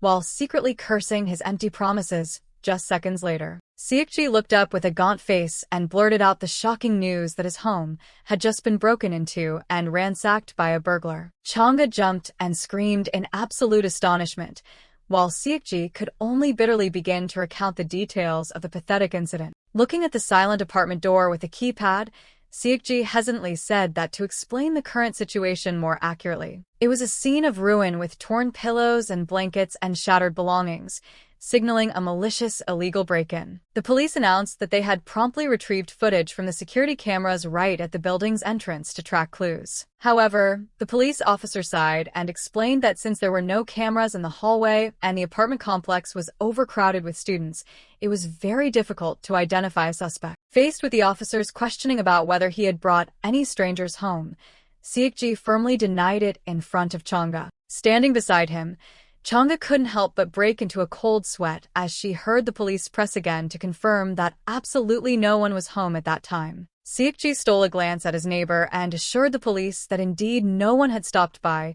turning their fateful night into an absolute secret. Chang'e covered her mouth in shock, suddenly remembering that she had seemingly crossed paths with the culprit right in this hallway. The image of the strange woman with a floral shawl and a pink suitcase stealthily leaving flashed vividly across her mind, making Chang'e shudder in terror as she realized that was the very thief who broke into and trashed Siekji's apartment. Standing outside room 309, the police wrapped up their work and announced that they would be in touch soon once they had more clues. The two officers seriously requested Siekji to keep the crime scene intact until the forensics team arrived to collect fingerprints tomorrow. Siekji and Chang'e bowed simultaneously to thank the authorities for their help while the atmosphere remained tense. Right after the police left, Chang'e anxiously asked Siekji where he would stay tonight and suggested looking for a friend. But the senior could only look down, sadly confessing that he didn't have a single friend by his side right now. Chang'e suddenly remembered the rumor that Siekji specialized in stealing his best friend's girlfriends, which was why everyone shunned him. Looking at him now, he seemed truly pathetic and lonely. After throwing the trash bag into the bin, she still couldn't stop wondering whether a notorious guy like him was truly that lonely. Chang'e turned away decisively, telling herself that Siekji's pathetic situation right now was absolutely none of her business. She stomped her feet hard on the floor as she walked, as if to reaffirm that a senior is still a senior, and she absolutely had to maintain her distance and stay true to herself. In the dim darkness, Chang'e quietly left the hallway with iron determination that she would not let herself get dragged into this tangled mess of worries anymore. Her eyes grew sharp as she secretly swore to herself that this time, she would absolutely never let herself fall into the love trap of that highly dangerous guy. But the moment she turned around and saw Siekji pathetically sitting there searching for a 24-hour cafe on his phone, Chang'e's heart suddenly wrenched with pity. Tears involuntarily welled up in the corners of her eyes, forcing her to quickly cover her mouth to stifle a choked sob at the sheer loneliness of the person before her. After an intense internal struggle, she hesitantly approached and broke the silence to check on the senior, who was drowning in melancholy. Chang'e's face flushed with deep embarrassment as she told him not to misunderstand the words she was about to say next. Looking into Siekji's tearful, pitiful violet eyes, she secretly thought that if he truly had nowhere else to go tonight, then Chang'e courageously pointed toward her room and suggested he stay there temporarily, officially kicking off a night full of variables. Chang'e urged Siekji into the bathroom and told him to take a shower and clean up after a long day full of incidents. Siekji stood hesitantly, looking deeply embarrassed, as if hiding an incredibly unspeakable secret behind his gaunt face. Seeing the senior hesitate, Chang'e quickly reassured him that she would step out for a moment to give him privacy, but Siekji immediately waved his hands in refusal. In a choked voice, he bowed his head and admitted the cruel truth that he currently didn't have a single personal item with him. Chang'e's eyes widened in surprise, not yet understanding what Siekji meant until she saw his face blushing furiously with shame. Siekji stammered, explaining that the damn thief had ruthlessly torn all his clothes to shreds or taken them all away. Hearing about the torn clothes, Chang'e shuddered in terror, wondering to herself if the thief who broke in was a sick pervert. The man's humiliation reached its peak when Siekji confessed that he didn't even have a single pair of underwear or a toothbrush left. The two stood rooted in the middle of the room in a suffocatingly awkward atmosphere, neither daring to look up and make eye contact with the other. Chang'e could only put on a bitter, forced smile, screaming internally at this bizarre situation that went beyond all imagination. The night sky fell over the empty street as the two stopped in front of a brightly lit convenience store. Siekji stood hesitating in front of the store shelves, his eyes showing obvious awkwardness at having to personally pick out sensitive personal items. Meanwhile, Chang'e stood beside him with a highly vigilant expression, completely oblivious to the calculating, triumphant smile on the senior's face. The two headed toward the checkout counter, where another couple was being affectionate with each other, suddenly making the atmosphere extremely stifling. Chang'e broke into a nervous sweat, trying to avoid everyone's gaze when she saw Siekji casually holding boxes of men's underwear in his hands. His hands tightly gripped the toothbrush set and underwear box, essential items that unintentionally created an ironic situation. Siekji silently told himself that he was feeling a bit strange, as if things were developing in a direction outside of his expectations. The cheerful laughter of the couple in front only added to the embarrassment of Chang'e, who was trying to shrink back and escape reality. The laser light from the barcode scanner swept across the men's underwear box, marking a deeply humiliating checkout moment right in the middle of a crowd. The peak of humiliation came when the last sensitive item was passed through the scanner, making Chang'e's soul feel like it was going to explode from extreme shame. Chang'e cried out in panic when she saw Siekji still casually standing there, even though she was incredibly embarrassed right at the checkout counter. He even delivered a fatal blow by asking the cashier to add the pack of snacks in his hand to their shared bill. Siekji tilted his head with a bewildered expression, as if he didn't understand why his neighbor was reacting so fiercely and awkwardly. Chang'e's hands suddenly became clumsy as she tried to pack up the items quickly to hide her rising embarrassment. But she was immediately approached from behind by Siekji, who whispered to ask where she was going when he wasn't even done yet. The senior's deep gaze and suggestive smile at such close range completely drove Chang'e's mind crazy and paralyzed her. Returning to the room, she sat blankly on the bed in the quiet space, trying to piece together all the crazy things that had just happened tonight. The image of the newly bought sensitive items kept hovering in her mind, making Chang'e's face flush red at the sheer, ridiculous irony. She glanced toward the hallway, wondering if these sudden flutters were stemming from what she had witnessed earlier. Just then, Siekji appeared in a highly masculine black sleeveless shirt, revealing a deadly charm that made Chang'e's heart skip a beat once again. Chang'e embarrassedly looked down, thinking to herself that she was gradually losing control and couldn't stop noticing the presence of the person across from her. Siekji gave a confident little smile, making her feel incredibly awkward as she realized she was paying too much attention to his looks. Looking toward the quiet kitchen area, he spoke up, asking if she had clearly understood the rules she just laid out. Chang'e jumped and yelled loudly, demanding that the senior sleep right there on the floor and absolutely not set foot on her bed. Siekji blushed and smiled radiantly with excitement,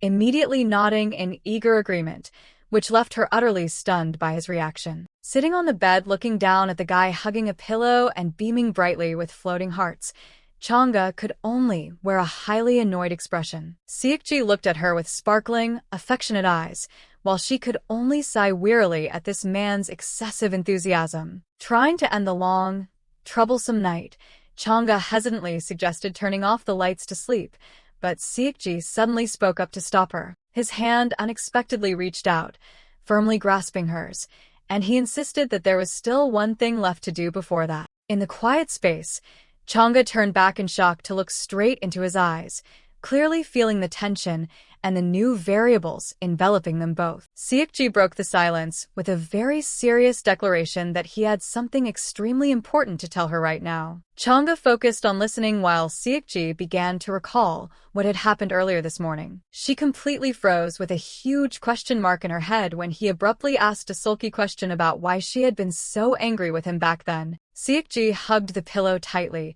slightly bowing his head to apologize for abruptly asking about this matter so bluntly. He pondered melancholically, confessing that no matter how much he thought about it, he just couldn't figure out the reason that made her so annoyed. Faced with that honesty, Chang'e softly spoke up to clarify that she wasn't actually angry, and her feelings at that time were the exact opposite of what he thought. She hesitantly recalled the incident at the cafe when she had accidentally hit the senior with her handbag in a moment of losing her composure. Looking at Siekji's hands resting on the pillow, Chang'e cautiously asked if, deep down, he had felt truly angry at her action back then. Siekji was startled and replied with an innocent face, firmly assuring her that he was completely fine and didn't mind that trivial matter one bit. But Chang'e immediately fired back, asking that if things were so normal, then why had he completely vanished from her sight since that day? Siekji was dumbfounded with a totally confused expression upon hearing the barrage of questions from his neighbor. Chang'e lost her cool and waved her hands around, starting to list a series of times he had suddenly evaporated from her life. Siekji's eyes showed clear bewilderment as he heard Chang'e bring up his skipping their shared class, not showing up at the TOEIC center and the cafe where she worked. Chang'e slightly bowed her head, her voice dropping with self-pity as she confessed she had once thought she was hated and despised by him. But Seokji immediately spoke up to explain that the real reason was that his family had a funeral, so he had been busy making arrangements all these past few days. Hearing the explanation, Changga was stunned, then continued to present evidence of having seen with her own eyes that he ignored her yesterday. Seokji panicked in shock, continuously asking where that incident happened because there was absolutely no image of her in his memory at that time. In Changga's mind, the image of Seokji stepping out of a luxury car driven by a strange woman right in front of the building's gate resurfaced. Seokji, in chibi form, became absolutely terrified upon realizing he was being misunderstood as dating another woman. His face suddenly became unusually serious as he softly asked Changga again to confirm if the person she had seen was. Seokji held out a photo of an incredibly beautiful and elegant woman, the very person Changga had been suspecting all along. He held his phone out to Changga, whose eyes were wide open in surprise seeing that the true identity of the mysterious person was about to be revealed. Seokji let out a tense sigh, putting a hand to his forehead, and gathered all his courage to blurt out the true identity of that woman. When he confessed that it was his own mother, Changga was completely dumbstruck by a truth that was too unexpected and beyond all calculations. It didn't stop there. Seokji continued to reveal an ironic secret that his eyesight was actually extremely poor. He explained that on the day of the funeral, he wasn't wearing his glasses, so he couldn't see his surroundings clearly at all, leaving Changga's jaw dropping in astonishment. A long silence dragged on as Changga froze, trying to digest the shocking mess of information she'd just received from the senior. The images of that woman acting affectionately with Seokji resurfaced in her mind, making her extremely regretful for having misunderstood them as a shady couple. It turned out the intimacy she had been jealous of all this time was actually the flesh and blood affection between mother and son, not some secret lover. Standing amidst bolts of shock, Changga could only sit blankly on the bed and scream internally at her own foolishness for wrongly accusing the senior. Meanwhile, in a private room, Changga is beginning a tense interrogation with Seokji about the ambiguous female figures around him. She fiercely brings up the strange woman who came pounding continuously on his door early one morning a few weeks ago. The image of another girl confidently driving a supercar and giving Seokji a passionate kiss on the cheek in the middle of the street is also brought up by her as concrete evidence. Seokji dumbfoundedly asks back about that sports car, while Changga is still reeling from his lengthy list of suspects. She continues holding out her phone screen to question the identities of two other beautiful women who frequently appear beside him. But Seokji can only tiredly confess that both of them are actually just as close female cousins. The shocking truth renders Changga completely speechless, the atmosphere in the room suddenly becoming utterly gloomy and profoundly awkward. She tightly shuts her eyes, trying to calm her mind to string together all the chaotic information Seokji just presented, only to finally, bitterly conclude that there are a total of 4 women who caused her to misunderstand him as a playboy all this time. Seokji calmly explains that those mysterious women are actually just his mother and 2 female cousins, dispelling all doubts about his philandering ways. Even the strange woman completely covering her head who appeared in the morning was just a thief who broke into his house, not any lover at all, causing Changga to fall into a state of absolute bewilderment and begin questioning if everything she witnessed were all disastrous misunderstandings. She recalls the image of a highly masculine and arrogant Seokji who always made her wary with the reckless appearance of a bad boy. But then, spacing out remembering the moment he intimately leaned his face close under the pouring rain, creating an indescribable flutter. The image of him weakly resting his head on her shoulder as if seeking a peaceful haven amid a stormy night makes her heart even more flustered. Returning to the present, Changga throws the guy a highly vigilant look as she secretly thinks that his skills truly don't resemble a normal college student's at all. Looking at his pitiful pillow-hugging posture that still radiates a sparkling aura, she can't help but suspect this is a sophisticated flirting scheme. However, facing those sincerely sparkling purple eyes, she begins to waver and silently blames herself for being too suspicious of his kindness. She can only break a sweat and scream internally upon realizing she is the only one who misunderstood and lacked faith in Seokji. A list of Changga's crimes appears, starting with her heartlessly running away for no reason, leaving Sukjae standing dazed in the middle of the street. The next sin is when she caused that guy's sensitive heart to shatter and shed deeply melancholic tears. She even blames herself for treating his sincere confession simply as a cheap hoax during the evening they sat together. Even the fact that she unintentionally inflicted unintended violent actions on him becomes a thoroughly regretful obsession. She sits hugging her knees with an ashen face, silently and bitterly admitting that she truly treated Sukjae too poorly. To make amends, Changga unexpectedly calls out and requests him to move closer to her bed. Faced with the confusing request, Sukjae can only widen his eyes in bewilderment with an innocent, completely defenseless face. Immediately, she decisively presses hard on his shoulders, forcing him to lie down on the bed, leaving the guy completely frozen by the overly bold action. Changga even caringly pulls the blanket to cover him completely, secretly telling herself this is the best way to soothe the mistake she made. She gently asks if he feels comfortable, leaving Sukjae lying motionless with chaotic feelings due to this sweet care. Sukjae lies on the bed with a face clearly showing confusion.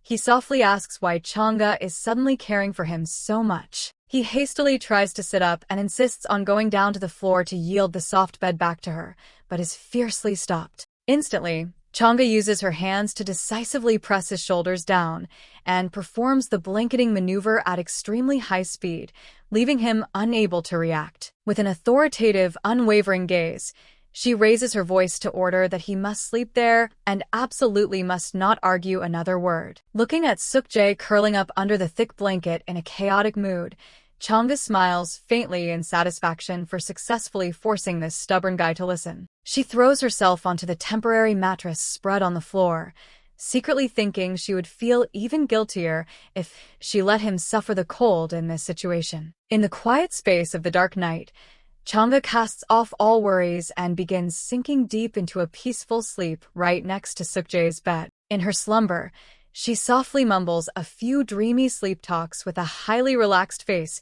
after a long day full of incidents. Suddenly Changga wakes up due to a throat-parching thirst. She stealthily walks past the soundly sleeping Sukjae to head toward the small kitchen. She stands quietly in the middle of the dimly lit room, slowly draining the glass of water to dispel tension and enjoy the rare tranquility of the late night. Changga tiptoes past Sukjae's bed to get water, trying not to make any noise that might affect his sleep. But in her drowsiness, she accidentally climbs onto the bed to lie right next to the guy, blurring the distance between them. A while later, Sukjae begins to shiver from the cold in the room, making his body constantly curl up. Seeing that, Changga instinctively grabs the edge of the blanket and pulls it hard toward herself to seek some warmth, so that both simply snuggle into each other, tightly embracing the other and falling into a deep sleep in a completely unconscious state. The morning sun rays shining through the window along with the singing birds signal that a highly turbulent morning has officially begun. Changga bolts upright in shock with a face drained of blood, screaming internally that she has ruined everything. Both fall into a petrified state, giving each other dazed looks in an atmosphere that is suffocatingly awkward. She tries to reassure herself with the proverb that you can survive entering a tiger's den if you stay calm, even though her mind is extremely chaotic. Sukjae groggily sits up and looks straight at Changga, making her even more hypervigilant towards this highly sensitive situation. Changga tells herself that everything will be fine as long as she escapes before he wakes up, but Sukjae's hand unconsciously wrapping around her waist makes leaving truly difficult. Right at that moment, Sukjae slightly shifts and mumbles in his sleepiness, panicking her to the point where her heart feels like jumping out of her chest. She thinks to herself that this situation is truly not okay at all when the guy keeps clinging tightly to her like a little koala needing protection. But with high determination, Changga adamantly refuses to give up and tries to wriggle out of the other's possessive embrace. Suddenly, Sukjae's raspy voice calling her name rings out, shattering the quiet space and making Changga freeze with eyes wide in shock. Seeing he is awake, she can only flash a forced smile to hide her embarrassment while Sukjae is still groggily pressing close to her body. He looks straight into Changga's deeply flushed face with profoundly purple eyes as if wanting to see through all the thoughts of the person across from him. Sukjae dreamily asks if he is currently dreaming, making her silently pray to let him view this incident as a dream. He raises his hand to lightly scratch his cheek to verify reality, and is shocked to realize everything happening is absolutely not an illusion. Changga can only sweat bullets, awkwardly facing Sukjae's deeply questioning gaze, officially kicking off a highly turbulent morning. Sukjae faintly smirks, breaking into a highly suggestive smile, seeming to greatly enjoy this ironic yet very interesting situation. He looks straight at her and whispers, affirming that the realistic feeling right now is completely unlike a dream at all. Changga can only force a laugh in anxiety, sweating profusely upon realizing she just put herself in a dead end with no way out. She hastily grasps Sukjae's hands tightly, earnestly begging the senior to stay calm and listen to her explain what just happened. Amidst the highly sensitive posture on the bed, Changga continuously pleads with him not to misunderstand and to give her even just 1 minute to clarify. The image of 2 glasses placed on the table appears as proof of her assertion that everything is actually just a disastrous mistake. Changga begins her pitiful recounting, narrating the entire course of last night in an incredibly sincere tone. She tearfully explains that it was thirst that blinded her, causing her in a drowsy state to accidentally climb into the wrong bed and lie next to him. Suddenly, Sukjae calls Changga's name, making her jump in fright, her heart beating nonstop before the other's contemplative expression. Sukjae slowly closes in and sternly announces that he also has something incredibly important he wants to ask her right now. Sukjae smirks suggestively as he recalls the conversation and feels like something amiss is happening, making Changga startled and flustered by the sudden closeness and razor-sharp gaze of the unpredictable senior. The guy retorts mischievously, asking if she was very worried not seeing a trace of him over the past 3 days. Changga completely petrifies in shock, her mind turning blank before the sharp deduction from the other party. Sukjae tightly grasps her hands and asserts that she is jealous because she thought he was dating someone else and abandoned her. He breaks into a victoriously charming smile, as if having completely grasped the true feelings of his neighbor girl. A while later, Changga walks briskly on the street, quietly telling herself that last night was truly too crazy. She absolutely must not let that happen again. However, she still has to admit that not everything was bad, even though in her heart there remain countless unanswered questions about him. A strange sense of relief suddenly invades her soul, making Changga's steps become more peaceful and lighter than ever. But then she abruptly halts in deep suspicion, wondering if the shocking rumors about Sukjae are truly just that simple. Changga wonders to herself, if it's simply a matter of having many girls surrounding him, then why is Sukjae's reputation so terrible? While a guy like Woo Jin is equally popular with women, but seemingly isn't woven into malicious rumors by people at all. The image of a worldly Sukjae with his hand slightly pulling his collar highly seductively suddenly appears, causing her heart to flutter inevitably. She reassures herself to immediately stop these nonsensical trains of thought right now and try to completely erase his figure from her mind. Changga approaches the stone bench where her best friend Jungju is sitting and waiting, trying to keep the most composed face possible to hide her secret. However, Jungju immediately cuts to the chase, affirming that she heard a man's voice slipping into the phone call last night. The friend narrows her eyes highly suspiciously, issuing an absolutely resolute verdict that the voice definitely belonged to Ban Sukjae. Jungju slams the table, demanding her best friend confess the entire truth immediately, making Changga fall into a state of panic and hastily deny it. She tries her best to explain that Sukjae is just a neighbor and she was comforting him because his house was just broken into and vandalized by a thief. Jungju looks disappointed because the story is too boring, while Changga secretly tells herself to absolutely never let this drama addict know the truth about last night. Jungju unexpectedly brings up Jae-wook, who used to be her mentor in middle school, to kick off a highly mysterious story, making Changga instantly associate him with the image of a successful man with an incredibly attractive, elegant demeanor. However, Jungju hesitantly reveals that the life of that perfect man is falling into a highly desperate situation. Changga can't help but be shocked upon hearing that the senior had become the victim of a crazed stalker for many years. According to the story, the harassment has dragged on for 6 whole years and only just started recurring in a terrifying way last year, to the point where his lifelong major affair was nearly completely ruined, making the underclassman girl just gape in astonishment. Another shocking detail is that the evil culprit was apprehended by the police, and she turns out to be a student currently attending this very school. Jae-wook wanted to ask Jungju to inquire about the rumors going around.